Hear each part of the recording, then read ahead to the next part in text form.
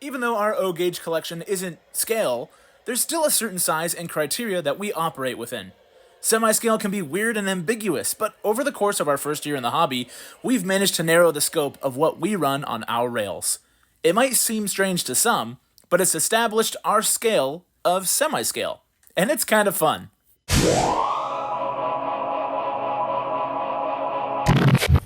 We get a lot of our stuff on trains.com. Yes, that's trains with a Z. Their detailed listings and search tools help me find more of what I'm looking for. It's nice being able to avoid the inevitable auction site surprise or the potential of an unplanned organ donor harvest from a Facebook Marketplace meetup gone wrong. Plus, there's frequent sales events and a bunch of other discount codes you can use to save $10 off your order of $50 or more. Here's some of my favorites I've used, and yes, there is a datafied code you can use if you'd like to support our efforts here. Thanks in advance. Now, where was I?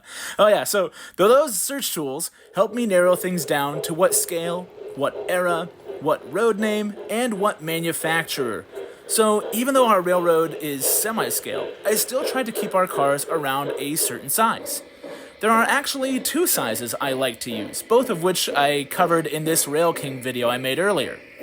By being selective with the cars and trains we add, not only does this keep me from going crazy with my wallet, but it's also a bit of fun researching these to get them to fit into this era and certain Midwestern and Western railroads that could have crossed paths with each other during that time. I found that doing this adds depth and meaning to our collection. Not only does it help me teach a little history to my younger engineer, it also gives our semi-scale railroad a bit more of a focus you'd normally see from higher and fancier, more scale-oriented railroads. Let's dive in a little closer so you can see what I mean. This is a Lion Chief Mikado. I reviewed this one last year and it's a great engine to run. But its size is more of a traditional O-gauge that tends to work better pulling equally traditionally sized cars. However, this Mikado is still pretty detailed despite its Lion Chief name. As such, more detailed cars tend to look better behind it. Cars from the later end of the MPC era and more recent offerings pair well with this engine when it's running around our line. Keeping those cars focused on the 40s and 50s while also keeping road names in the area adds a sense of realism often reserved for museum-quality layouts. There are even some cars like these K-Line reefer cars that have individually numbered cars and separately applied details. These are things that are usually reserved for 1/48th scale cars.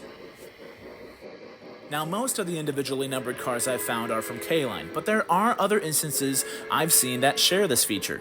There's a handful of Southern Pacific boxcars from Rail King that I've been trying to hunt down. I've only got the one right now. I've even seen different set of numbers for these nice big boy cars. But sometimes you can luck out and add a little element of realism with a simple trick. Yes, those paint markers I used in a recent video get to work a little more whenever I find a number I can modify easily. The number 3 on this common $10 hopper car can easily get turned into an 8 with a little patience and this handy paint pen. It's fun running whatever, but I'm also a sucker for some uniformity. Whenever possible, I try and keep my Rail King cars together and have them behind my slightly bigger engines, and my more traditional sized Lionel and K-Line cars behind the smaller ones like the Mikado. It helps those engines retain a sense of scale without, being scale. I tend to go for these 15-inch passenger cars instead of the shorter ones that are released with more recent Lion Chief engines, since they look more impressive behind the longer engines like my T1 Duplex, the Daylight 4449, and the Challenger. Oh, and occasionally the Excursion behind Big Boy. I've also found the detailed interiors of these K-Line from the Daylight series and these Rail King Pennsylvania cars to be exceptionally cool as they add another level of realism that the classic silhouettes tend to miss. They're harder to find, but they are definitely worth the trouble. Having a smaller layout like ours doesn't mean that you have to sacrifice detail, as long as you're willing to look for it. We could really throw anything behind these trains, but it's nice to be able to maximize the level of offered detail and still be able to run these things around our tighter curves. That's another reason why I really like the Lion Chief and especially the Lion Master lineup, because they offer a great amount of detail while still being able to be flexibly used around 038 and even 036 turns around our layout. Keeping things semi-scale has helped keep costs down and made things a little more kid-friendly, which has been a focus of mine since this project started. But that doesn't mean I get to skimp on trying to build a detailed world around our sectional couch.